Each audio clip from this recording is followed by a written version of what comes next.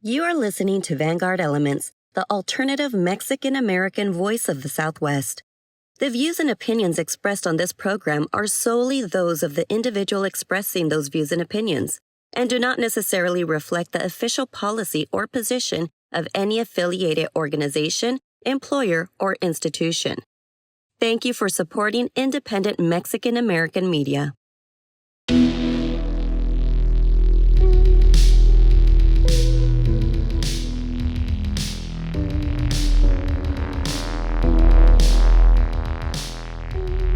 On today's episode of Vanguard Elements, we'll be having a conversation with Anni Garcia, a content creator, dreamer, and law student whose experience has been uniquely shaped by her life on both sides of the U.S. Mexico border.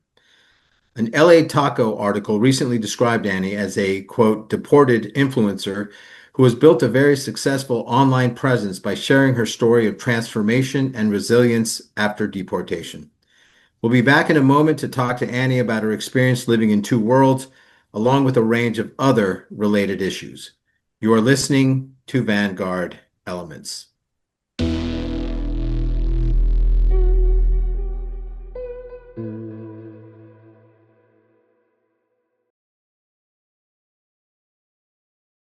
You are listening to Vanguard Elements, the alternative Mexican-American voice of the Southwest. Vanguard Elements is available on a range of platforms, including Apple Podcasts, Spreaker, Spotify, iHeartRadio, Castbox, Deezer, Podcast Addict, and Podchaser. Thank you for supporting independent Mexican-American media.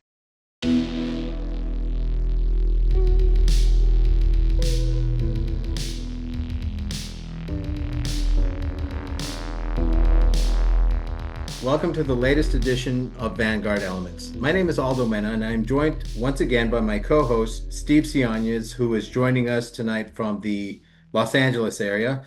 And as mentioned earlier, we are also being joined tonight by Anni Garcia, who is joining us from beautiful Puerto Vallarta in Jalisco, Mexico. Thank you both for being here tonight. Welcome to the podcast, Anni. Puerto Vallarta, it doesn't get any better than that. It's a very beautiful place. I had the privilege of going there in early 2000. So thank you both for joining us tonight. Yes, thank you so much for having me. It's an honor to be here. And yes, checking in from Puerto Vallarta, Jalisco. The weather is absolutely beautiful. I can't complain. Yeah. Great. Well, Anni, nice to meet you too. Thank you for being with us tonight. I think, we kind of have something in common, which is the weather, down here in LA, West Coast weather, 70 degrees, beautiful blue skies. So what can I say, right? I'm in heaven. Yeah. Great. Well, to start off tonight's conversation, Anni, I was just wondering if you could take us back to the beginning of your story and describe your journey to this particular point in your life.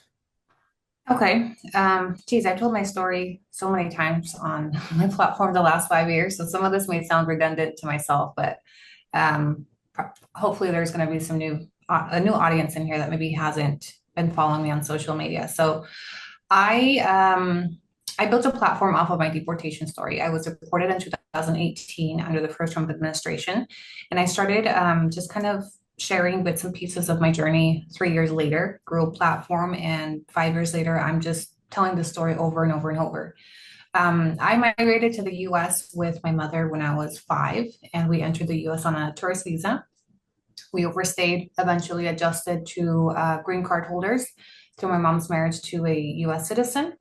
And all that happened while I was a minor, so I didn't really have a lot of understanding of my immigration status.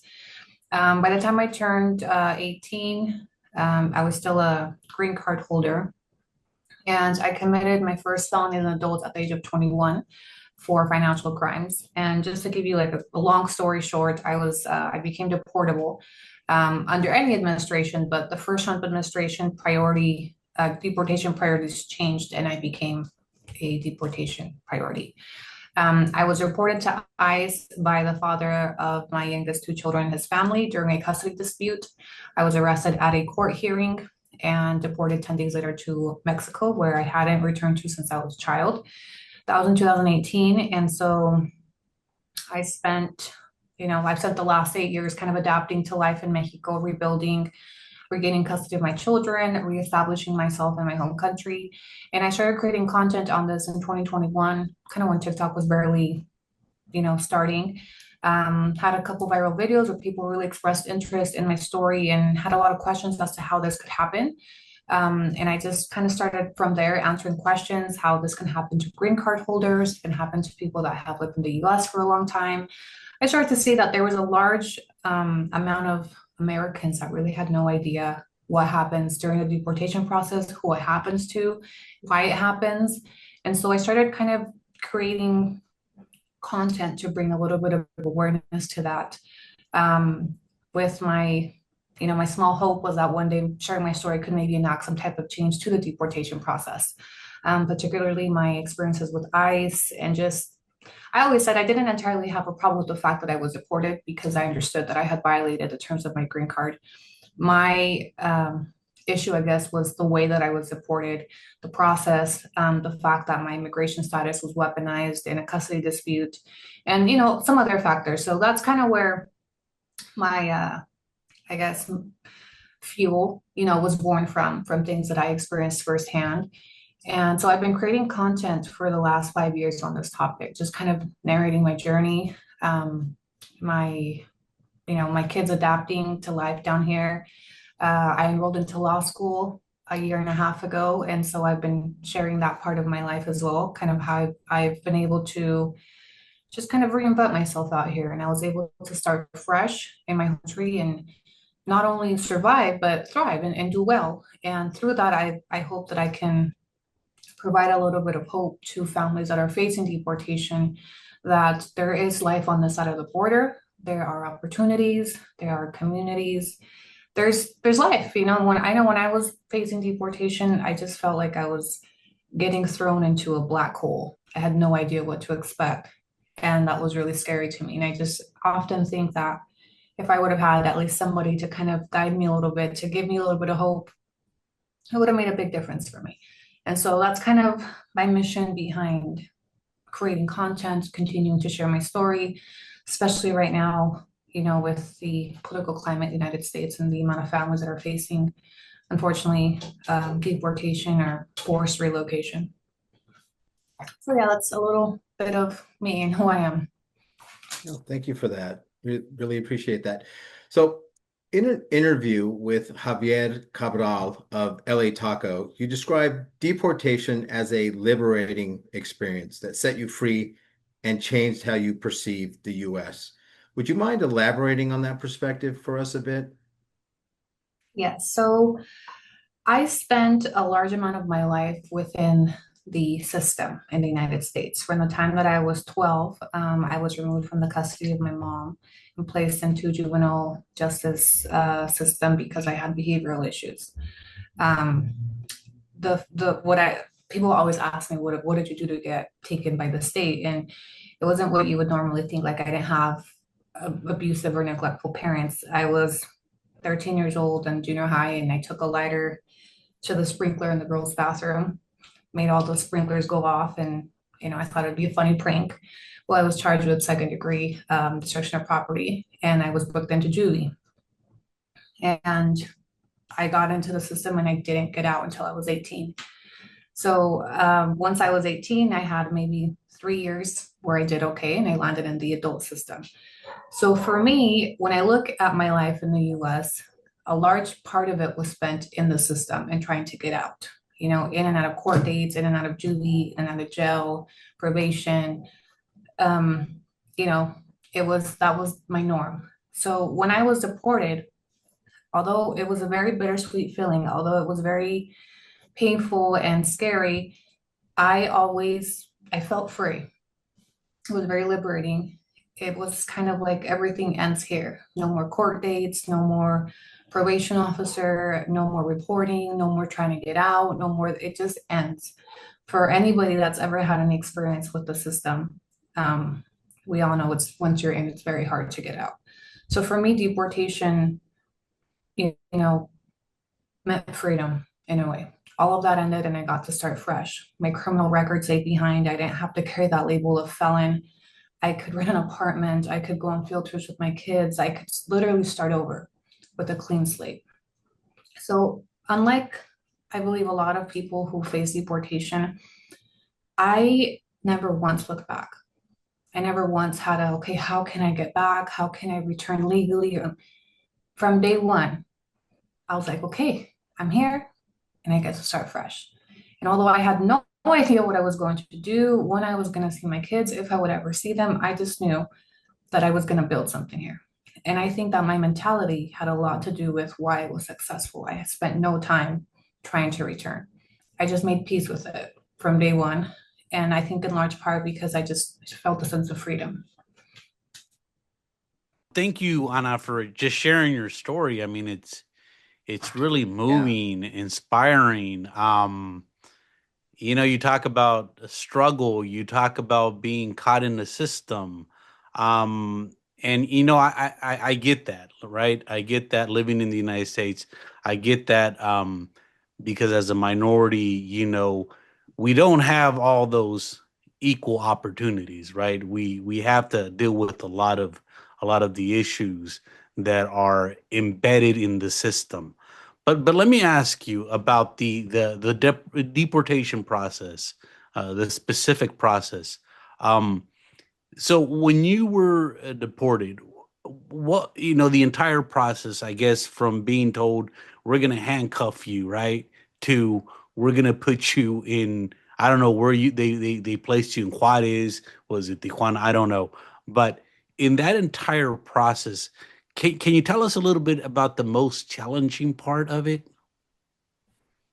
I was nursing my daughter when ICE detained me. So the most challenging part for me was being abruptly separated from her. I was not given access to any medical care for my leaking breasts. I was not given access to a pump. And every time I tell this part of my story, it's not my favorite part to tell, but it is definitely the most painful part. And in fact, it's the part that I felt really dehumanized me. So when I was detained, my youngest baby was 6 or 7 months, don't quote me, and she was nursing. When they detained me initially, they had granted me an ankle monitor on humanitarian grounds because of my daughter. And the family that reported me to ICE was not content with that. So they sent them additional information that swayed them and they decided to revoke my ankle monitor.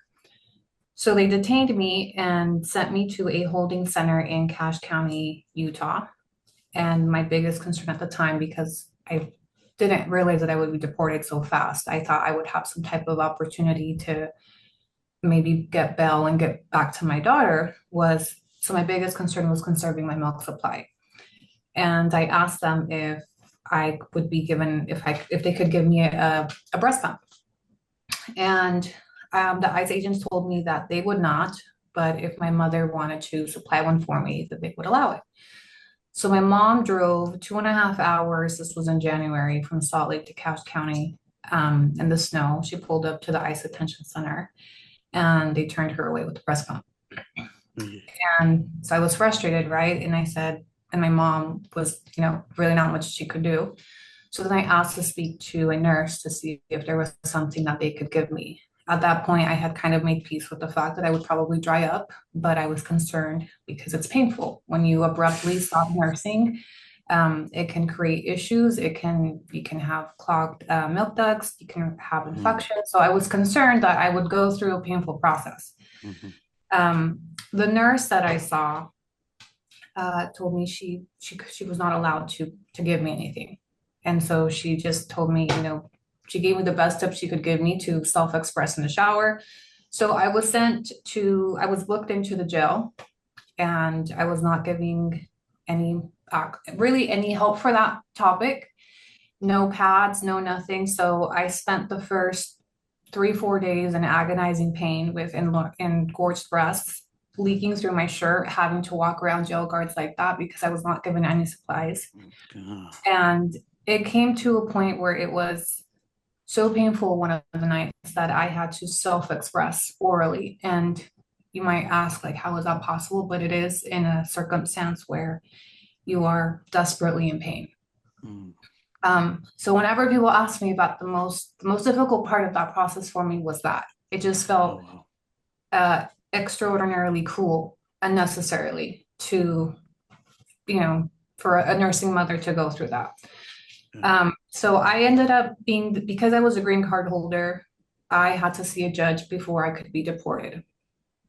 And I was told early on by ICE that due to my crimes, they're considered aggravated felonies because of the dollar amount, and that I would not be eligible for bond. So I was told that if you decide to fight for your green card, you'll have to stay here for years.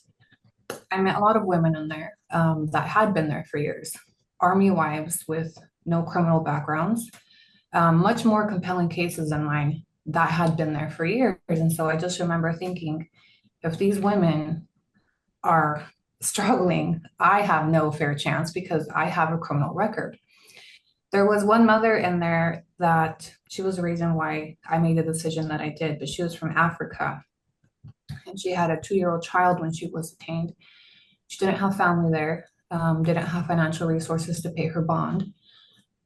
So her child was taken into state custody because she was being detained by ICE. Well, when you are detained by ICE, they will not transfer you to any civil hearings. Doesn't matter what type they are. They won't even transfer you to criminal hearings.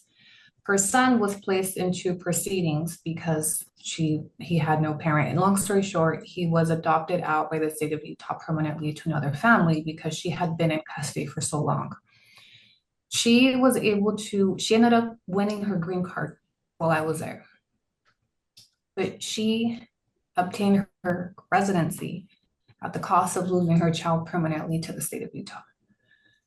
And her story stuck with me to this day, I think about her. And she was the reason why I decided not to fight my case, because I was scared that I would be in there for so long that I would lose my kids. So there was a lot of stories I came across in there that are just gut-wrenching, much more than mine, because mine is at least rooted with a criminal history. So a lot of times people hear my story and they will justify everything that I went through because I committed crimes. And to a degree, I could give them the benefit of the doubt and sometimes even agree. But I think about the women that I met in there, that their only crime was crossing the border. I think about mothers that lost custody of their children permanently because they couldn't afford bond. And so those are really the stories that eventually kind of pushed me to keep talking about this topic and try to give a voice to those stories that, couldn't voice themselves, people that are living in the shadows without status that can't really be vocal about what they're going through. Yeah, terrible.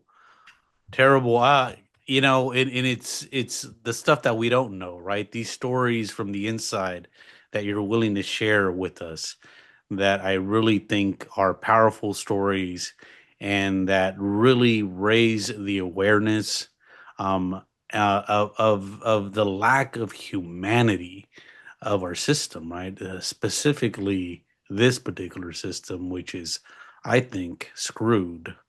It's broken. So yeah. So let me kind of shift the conversation a little bit, just a tad. And so let me ask you, so you're now in Mexico, right? And you're trying to adapt to life, daily life in Mexico. Uh, how does that work out for you? How does that look? Well, the most challenging part was the first year, definitely. Everything's new. I didn't know up from down. I was separated from my kids, from everything really that I'd known. And Mexico was a foreign country to me. Although this is where I was born, I hadn't returned. I was completely disconnected from my roots. I spoke the language, but not fluently. I just didn't have an understanding of how life worked, conversion rates, pesos, none of that. It's just like, imagine going to a foreign country on vacation. That's how it felt. And so the biggest challenge was just kind of basic things like, how do you live here? Like, how does life work? How do people, cultural things. I mean, there was so much to soak in, and all of this at the same time that I'm dealing with the separation from my kids. So I went from, you know, living with my kids every single day. My life revolves around my motherhood, you know, going to work, taking my kids to daycare, doing the 9 to 5, right?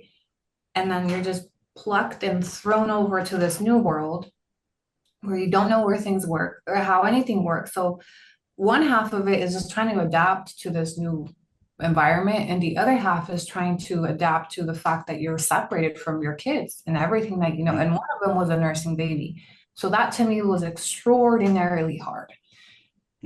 I just, every time I think back to that first year, I really struggled being away from my baby abruptly. There was no time to prepare mentally. There was no time to even make peace with it. It was just so abrupt in my case. February 1st, 2018, I'm arrested, and February 10th, I'm back in Mexico. That fast. There was no time for anything. So my biggest struggle was that first year, just dealing with the separation from my kids, the uncertainty of if and when I would be able to see them. How am I going to provide? I mean, what is life going to look like for me? Will they just be able to visit me? Will I be able to have them one day? What will I do for work? Like, what is my purpose now without my motherhood, right? Where do I belong? I mean, everything. It's just a little bit of everything. I don't even know if I can properly articulate how challenging it was, because there's so many components to it, from adapting to life here to letting go of things that you left behind, and some of that being your children, your family, my mother, my siblings, everything that I had ever known left on that side of the border. So man, it was rough. It was rough mentally, emotionally. I decided to settle in Puerto Vallarta, although I had no family here. I just thought it was a nice place. There was a lot of English speakers. I saw some opportunity, but I was completely on my own. So it was just a lonely, lonely journey trying to adapt. And back then, there wasn't really anybody talking about it. There was no TikTok. In fact, it was a very taboo topic. Very, very taboo. It was almost like people kind of shamed you for it if you mentioned that you were deported. So it was something that I was trying to find, you know, how to even process it, you know, how to, one, accept it, two, be okay with it, three, like, how do I build relationships with people here when they ask, why are you here? Well, I got deported. You know, that's a very awkward conversation to have with somebody when we just meet them. I can imagine las comadres saying, la deportaron, pero ¿por qué? Oh, Porque se lo merecía, or something like that. Culturally Right? here, that's not like, here in Mexico, it's very like, there's a lot of weight on what people think and what they talk. Son bien chismosas, very, very judgmental. It's a very conservative culture, right? So, and when I first got here, I was so open, probably too open, and maybe it was a trauma response. And when people would ask me, what brings you here? I would say, I just got deported. And they would just be like, oh, you know, and everywhere I went, I was like, I'm here because I got deported. I don't really know what else to say. And in a way, I believe it was part of me feeling that liberation, right? Because in the US, I used to have to hide, you know, I have to lie that I'm a felon because I won't get hired. So a large part of me in the US was spent concealing who I was, because it would keep me from certain, you know, things like renting, finding a job, being, you know, people judge you up there for being a felon too. So when I got here and I had this like fresh new start, that I was like, I don't have to hide who I am anymore. You know, so I was so open, like, and I would just tell people. And sometimes I would find people that would be like, me too, right? Because there's a lot of people here in Vallarta. And then that's how I started connecting with people, like, and then they'll be like, nobody really talks about it here. Like, oh, really? And I wasn't really understanding why it was like not talked about, because what's the big deal? It's over. We're here. We're free, right? But for Mexicans that have been born and raised here, they look at us completely different. It's not something that's positively accepted. In fact, we're looked at as outsiders. So now in present day, I don't go around telling people, oh, I'm here because I got deported, right? Unless I'm on social media. But here locally, it's very much like a hush hush topic, because you will receive judgment. Yeah, I can only imagine. Yes. Yeah. So let's take some time to discuss identity. What do you consider yourself at this point? Do you still consider yourself a Mexican American? How would you describe yourself in terms of identity? I identify as a Mexican American. at least culturally. And sometimes people get upset when I say that, like, you're not American, you're Mexican. You need to own that you're Mexican, right? But culturally, I identify as a Mexican American. I'm Mexican, but I was raised as an American. And I still feel very Americanized when I compare myself to a Mexican that was born and raised here. So I identify as both. And I had a really hard time with my identity for some time. In the beginning, I didn't feel like I fit in, did not fit in at all because I was American through and through. I lacked the documentation, but when I arrived in 2018, I was an American walking through the border. And then, eventually I started to adapt and kind of assimilate and dig into my roots a little bit. And I started to kind of resent my American identity. Like I didn't want it because I'm not American, so I'm not supposed to be American, right? And so I started to really try to embrace the Mexican in me. And a lot of that also came recently, actually, when I enrolled into the university, because for the first few years, I work online. I work for US based companies. I still speak English predominantly in my household with my kids. So there was still a lot of that Americanness in us, right? And when I would go out and I would, interact with people here or to the restaurant, whatever, and speak in Spanish and everything, but I didn't really have a big like social network locally where I was, mingling or like socializing with Mexicans because I find that difficult. I find it difficult to socially connect with Spanish speaking Mexicans that were raised here because they're they're two different worlds trying to, they don't necessarily listen to the same music that I do. They don't enjoy the same things. We don't have the same things in common. We don't watch the same shows. We don't watch the same stuff on social media. So it's really hard for me to, to blend in. And so when I enrolled into the university, I think a couple of years ago, maybe a year and a half, don't quote me, is when I noticed that I started to kind of shift more to my Mexican side. I started to learn about history. Which I had to, right? Because I'm studying law. So a lot of this forced me to kind of learn some of the history and start getting a Mexican education that, I never received. I started going to class with, locally raised Mexicans. I started speaking more Spanish. I started speaking better Spanish. And that's when I really started to feel, like I do go here. This is actually, I belong here. But at the same time, having a hard time letting go of, my roots over there because I do feel very rooted in the United States. So I used to feel like I was in this limbo. Like I didn't belong over there, not accepted over there, but I'm also not entirely accepted over here. So I felt in this weird limbo and I would tell myself, was no soy de aquí ni de allá. I'm not from anywhere. When people would ask me, where are you from? I would always be like, it was such a hard question for me to answer because I'd be like, well, I was born here, but I was raised over there and now I live here. Right. And so I always struggled with this until recently. I don't know what it was. Something switched in me where I started to tell myself, well, I belong to both. I fit in both. I fit over there and I also fit over here. And instead of telling myself that I'm not from either place, I belong to both. I'm a part of both. And that's where I really started to embrace I'm a Mexican American. I don't have the documentation for my Americanness anymore. I know I'm not an American citizen, and that's not what I mean when I say I'm Mexican American, but I belong to both. I'm that in between that connects both cultures. I can assimilate here and I can assimilate there.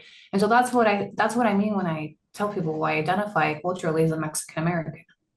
And that's where I stand. And de ahí no me mueven because it took me a long time to make peace with that and to find my identity. Where do I belong? In this weird, limbo of not from here, not from there.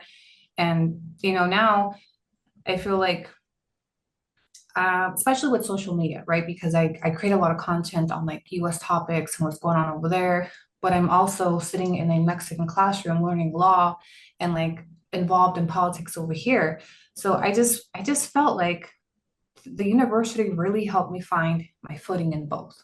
And some of that came from educating myself on, Mexican history, also digging into some topics in American history where I just finally made peace with it that I said, I belong to both. And I'm allowed to belong to both. And I don't have to choose one. And it has nothing to do with documentation or paperwork or not, because I belong to both. So that's that's where I identify in that space in between both cultures that can connect to both. Very interesting. As strange as this sounds, I think there's a similar dynamic in play in places like LA and El Paso where you have different generational statuses intermingling on a regular basis. I currently work in an area where there are a lot of recent immigrants from Mexico. I'm a third generation Mexican American, and I think a lot of the same, I wouldn't call it conflict, but just just slight variations in the culture. I think I'm encountering some of that as well. And I think a lot of it depends on your generational status and stuff like that. There's also a narrative floating around out there that Mexican Americans tend to experience sort of, rejection and hostility in Mexico at times. And, I'll just preface my comments by saying, I've never lived in Mexico for any extended period of time. I'm pretty familiar with some parts of it, and I visited frequently. And growing up in El Paso, I felt like, I experienced Ciudad Juarez a lot. And my experience has been, and like I said, I don't have, I never lived there or anything, but I think sometimes, and unless, I'm just saying, I've encountered Mexican Americans who go over there and are eager to distinguish themselves from other Mexicans. And I just don't see that with you. I see you sort of embracing Mexico and sort of understanding that. And I liked how you put this. You're sort of belong to two worlds at the same time. And that's very useful for people like me and Steve and others and other Mexican Americans who I, talk with on a regular basis. We're sort of in the same boat. Who are we? Where are we from? Are we from the United States? Well, even in the United States, there are issues. Are we from Mexico? Well, not exactly, but we do have a claim to Mexico as well. So it's interesting that even in Mexico, you're encountering a similar dynamic as well. Tell you what, let's take a quick break and we'll be right back to continue our conversation with Anni Garcia.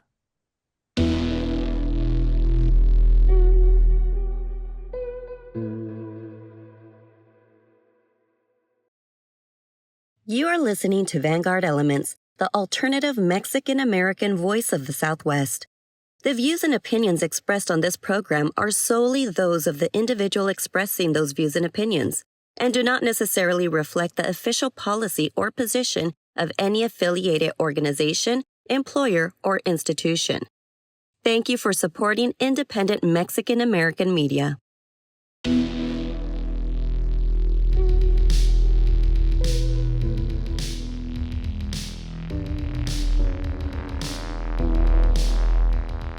Welcome back. You are listening to Vanguard Elements, and we are continuing our conversation with Anni Garcia. So, Anni, just hearkening back to the LA Taco article, in the article it mentions that you work with other deported dreamers, and in some cases, I guess, self-exiles to Mexico. So please tell us about your work with other deported dreamers and exiles in Mexico.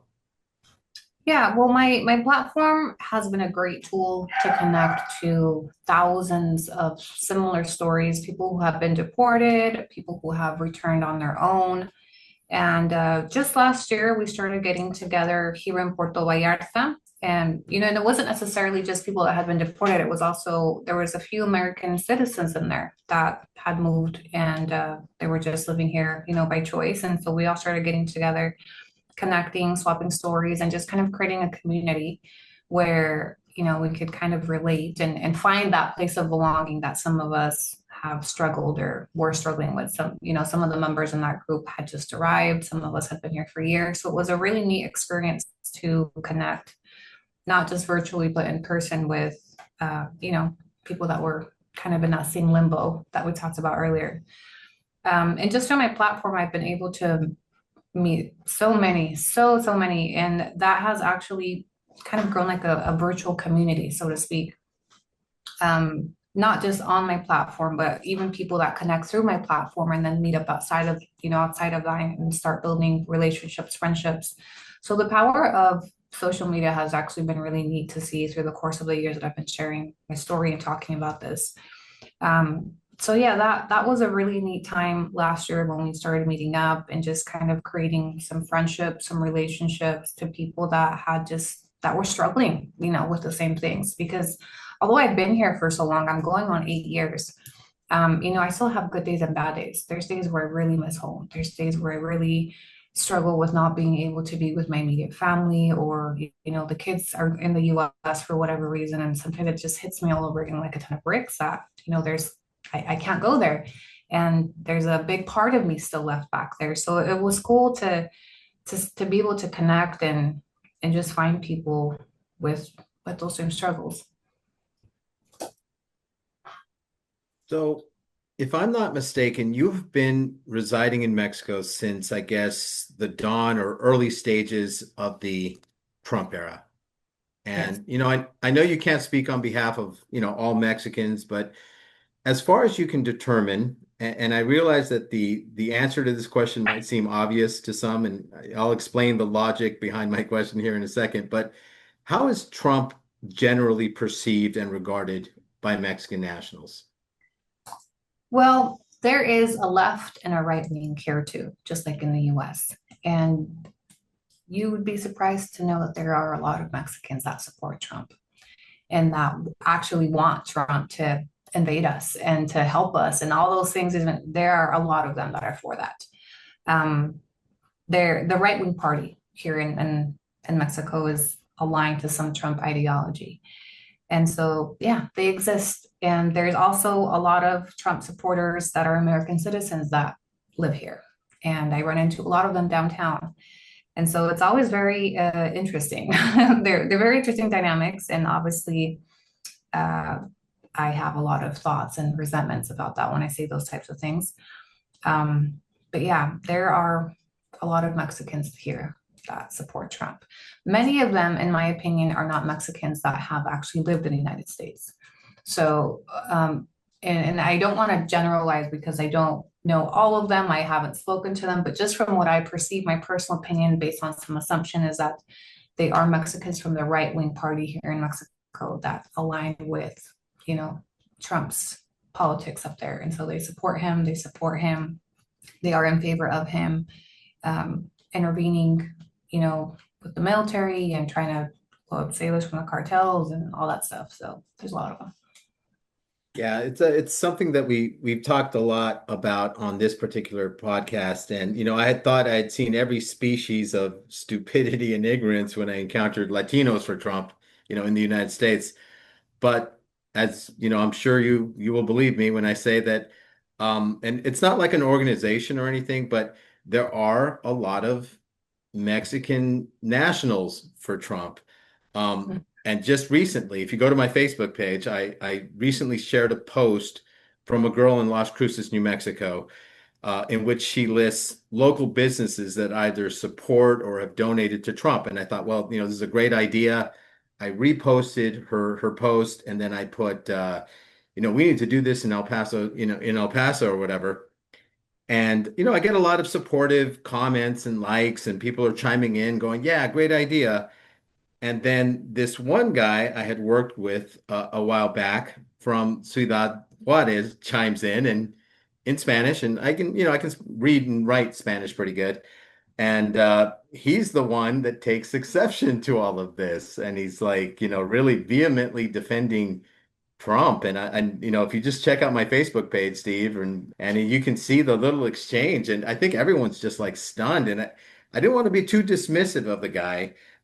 But one of my questions was, and he got upset at this. I was like, do you follow politics much? And, have you been in a coma? I mean, but it's just, one of the things we talk about is just the psychology of this support for Trump.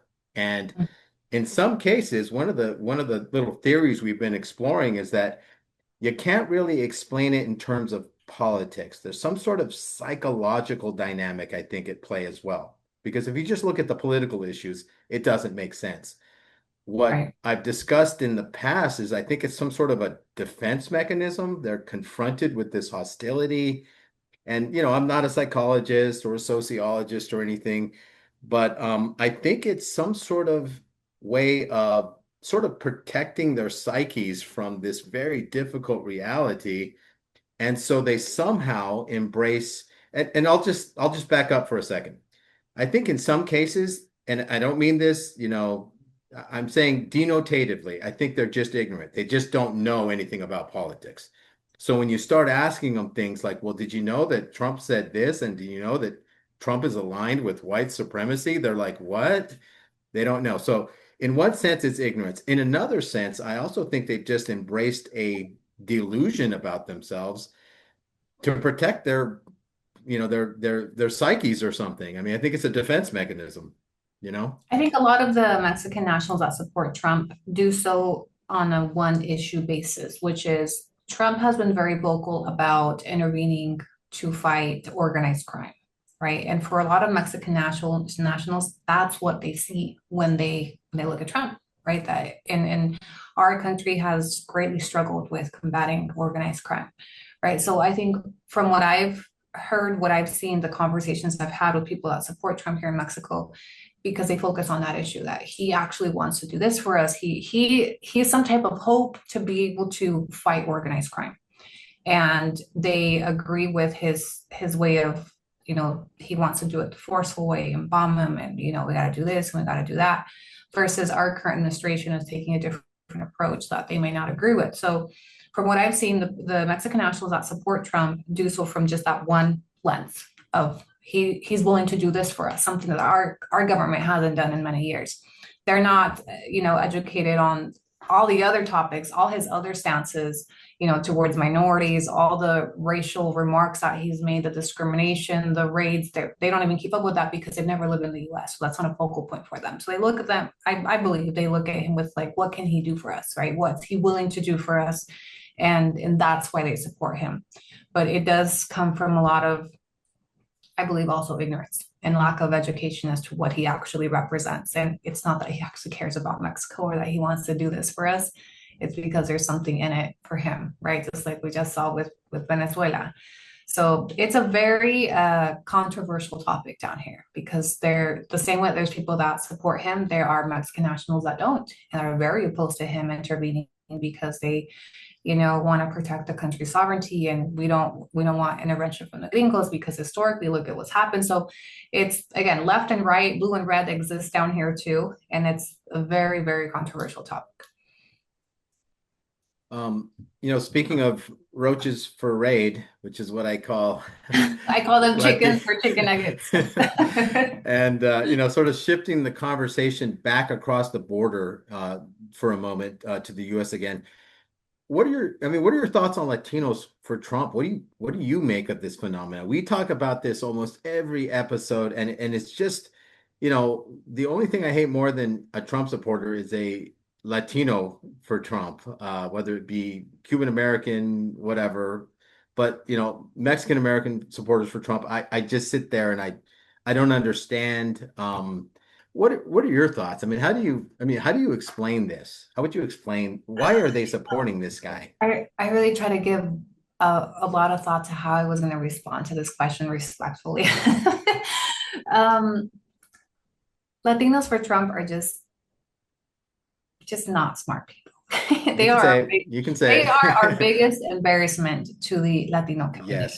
Yes, and thank you. They were born or they have their privilege due to the sacrifice of an undocumented person before them, whether that was their grandpa, their great grandpa. So somebody had to make that sacrifice. Somebody took that risk for them to have what they have. And so it is a complete embarrassment when I look at them, and because you're turning your back on where you came from. You were one of us. And luck was on your side that you were born on the right side of the border at the right time with papers or however it is that you got them. Or maybe you married somebody, I don't know. Okay, but somebody made that sacrifice for you to be where you are with your privilege, because it's what it is. It's privilege. You have the privilege of American citizenship that some people are dying for, that people are crossing the border for. So it is so frustrating to me to see somebody from our community align, with Trump because of everything that they represent. I said it during the last elections that Trump represents a war on immigrants. I knew it because I lived it. During his first administration, it wasn't as outwardly. I remember feeling like that was so cruel, everything I went through. When he got elected again, I just knew it's going to be times five. And I'm even shocked to see how bad it is the second time around. Like we are seeing things that we've never seen before. So Latinos for Trump, I'm sorry, they are just not, they're fucking stupid. I'm sorry. They don't belong there. And a lot of them, they're just uneducated. They're uneducated from where they come from, their roots, they're disconnected from their roots. The same way that I was disconnected when I got here in 2018, that's what I see when I look at Latinos for Trump. They've forgotten where they come from. They've disconnected from everything that they know, and they identify as American, right? When we talked about how I identified in identities culturally, it's almost like they've shunned where they actually come from, and they've embraced the American identity. I'm American. I'm one of them. You need to do things the right way. If I could do it, you could do it. If my mom did it, when things were a lot easier, you could do it now that it's a lot harder type shit, right? So I could go on for days about Latinos for Trump, but honestly, it's just heartbreaking. It's heartbreaking to see them sell out and to see them absolutely dressed up as ICE agents. I met, in my experience through my deportation process, I was held at one of the centers in Texas. It was an immigration camp, something like you see in the movie Holes, in the middle of the desert with tents overflowing. And I remember being so shocked because all of the staff were Latinos. All the name tags: Sanchez, Hernandez, Rodriguez, Perez.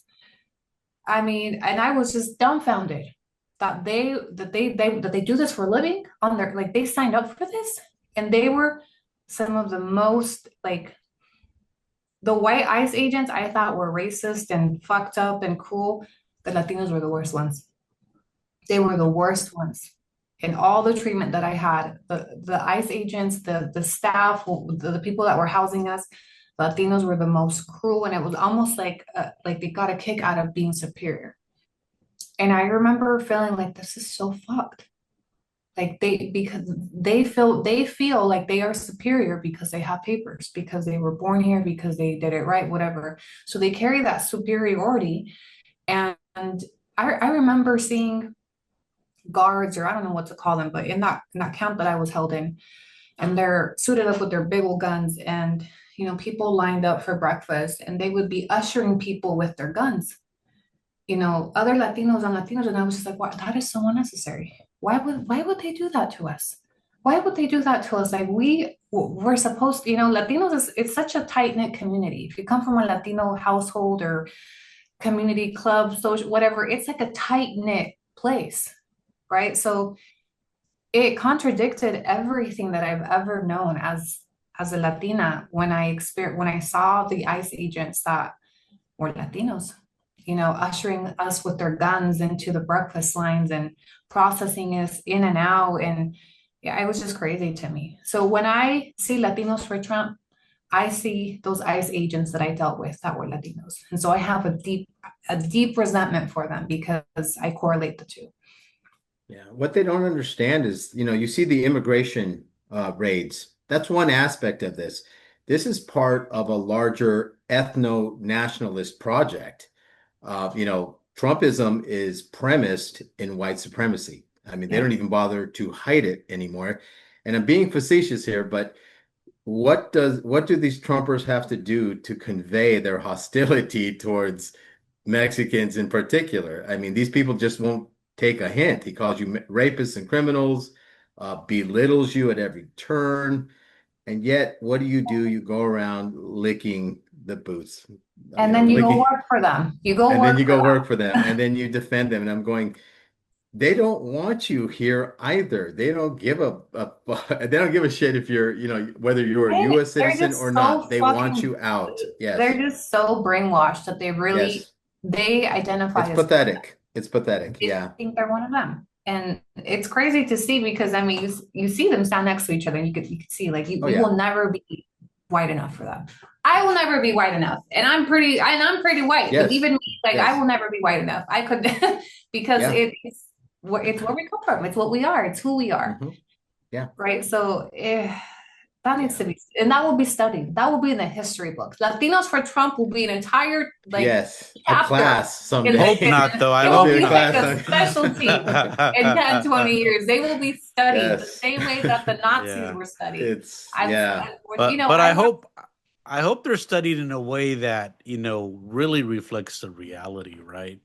And I go back to, these folks have been oppressed, right? These Latinos for Trump, these folks, and it's interesting that you use the word liberation, freedom, after being deported, right? I think these folks are subjected to that. There's a song by Los Tigres del Norte that says, aunque la jaula sea de oro, no deja de ser prisión, right?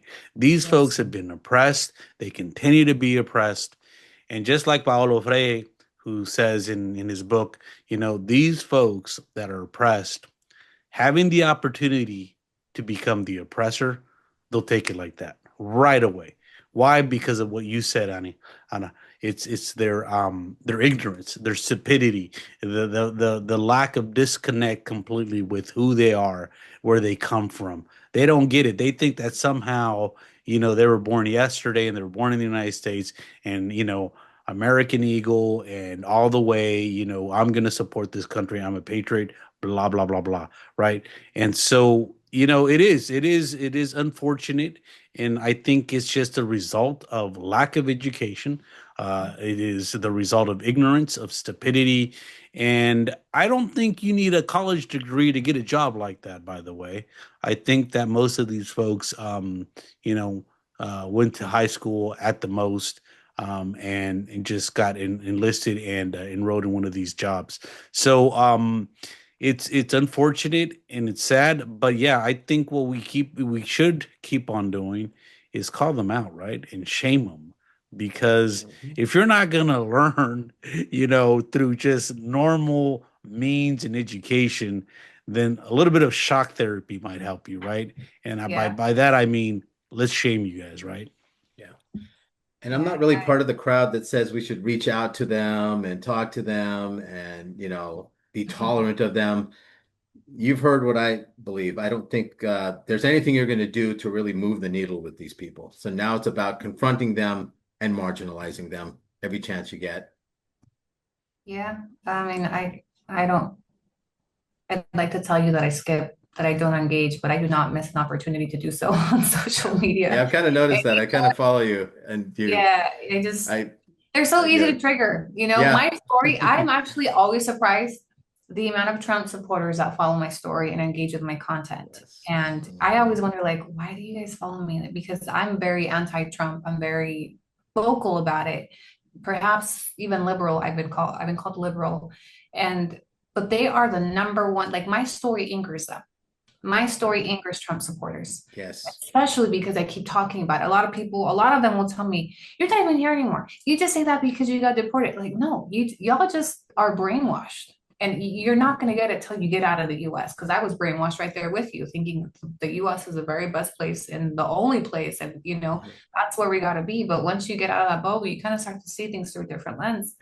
But I'm just always so shocked at the amount of Trump supporters that follow my story, that get enraged with my story.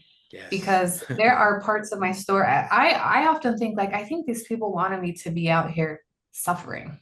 And when they see that I'm not, that's not acceptable. Anytime I make content about like the positive things of Mexico, right? Like things that aren't even political. Yeah, well, talk about this, and this, and the people going missing. Like they refuse to see Mexico in any type of positive light. But then if I talk about, other things like the things that I miss about the US or things that's a problem too. And I'm like, I just really don't understand the commitment that Trump supporters have to my story because it enrages them. Like I've just gotten some really crazy DMs and I've noticed that. Yeah, I've seen a couple of your interactions. Yeah, they are fixated on you, Annie. They are not happy that I'm happy and I am very vocal about, like, look, I'm not upset that I got deported entirely because I understand the need for immigration laws. In my perfect world, there would be no borders, right? But that's not realistic. But I've always said, I'm not entirely mad about how it happened. I'm mad, or that it happened. I'm upset with the process, how inhumane it is. Yes. And my favorite line, my opening line is, "Hi, my name's Annie. I was deported under the first Trump administration." That's a fact of my story. Oh, they get so mad. Why do you keep mentioning Trump? And why is it Trump's fault? It's just a fact of my story. I was deported under his first administration. And, I mentioned that because his policies directly impacted what happened to me. A lot of people, I think, don't like to acknowledge that or refuse to, or maybe don't care to. But during Obama and during Biden, there were specific policies in place that prohibited ICE from detaining pregnant, nursing, and postpartum mothers. So what happened to me would not have happened to me under the administration before or after. So that when you guys asked me what was the hardest part, it was the separation from my nursing baby. And that also affected my baby, so that to me was just really inhumane. And so the Trump administration had policies that were set up for that to happen, took away those protections. And that's an important piece of, that's important to me. That matters to me because Absolutely. I believe that, the administrations before and after had things in place to not make it so cruel. Okay, to at least try to lessen the blow a little bit. I'm not saying you can humanize deportation. You can't. In my personal opinion, you cannot humanize deportation. I think it's a violation of human rights. That's just my personal opinion. But I can also acknowledge that previous presidents have had humane policies in place to prevent certain things from happening that shock the core, like what we're seeing today in the streets of children being detained. Yes. I used to think my story was cruel. I'm looking at what's happening during Trump 2.0 and realizing I got lucky to get out under the first Trump administration. I was lucky, but it happened then. And everything that I went through is nothing compared to what I'm seeing in the news now. So, the administration matters. And Trump, in my opinion, has always represented a war on immigrants. Always. Yeah. So I have a special, I'm very vocal about it. And that definitely does not ride well with Trump supporters. Right. It is. We need that now more than ever, though. Yeah. So Annie, just to kind of get an understanding of, what do you hope the future, is holding for you at this point?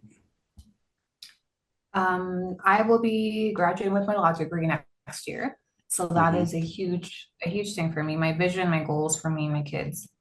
The number one question that I always get asked is, would you go back to the U.S.? I'm also in the process of a U visa. I filed for a U visa in 2021.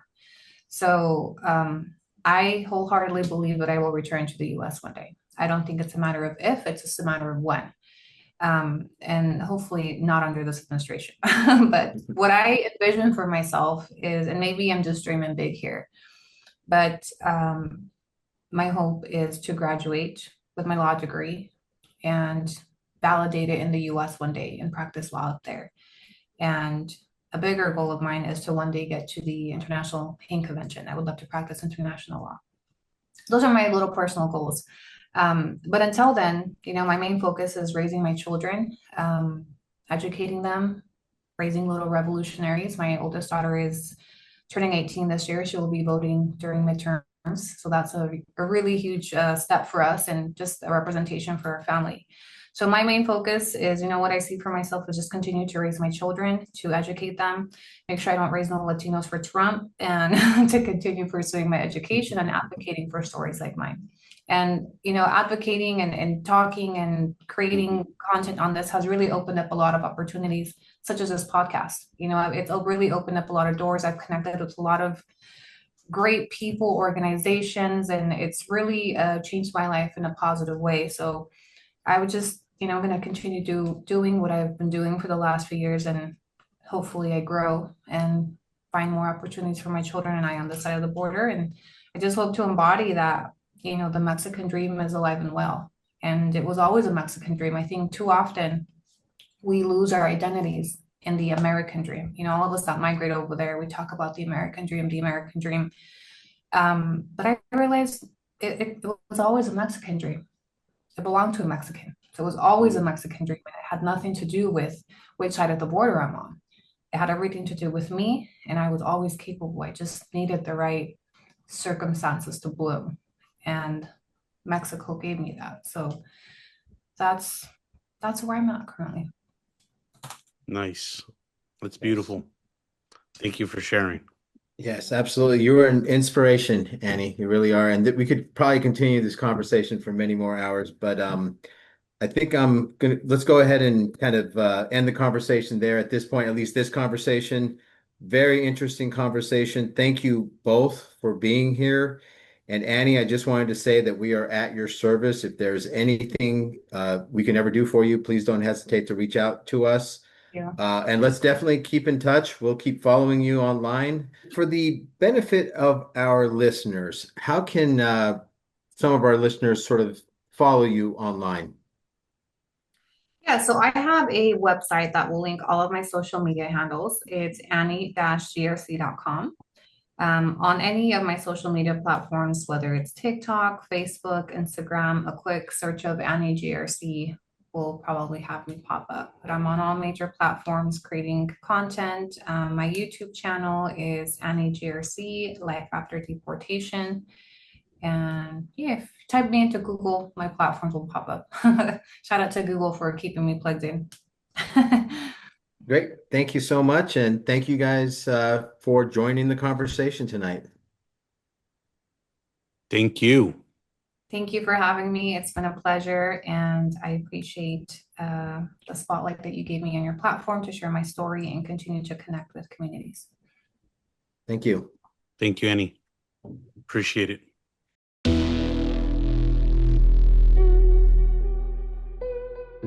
You have been listening to Vanguard Elements, the alternative Mexican-American voice of the Southwest. For additional information, please follow us on X at SolidarityWMEX or visit our website at solidaritywithmexico.org. Please also check out our affiliated online publication, Fronterizo Magazine, at fronterizonews.com. Thank you for supporting independent Mexican-American media.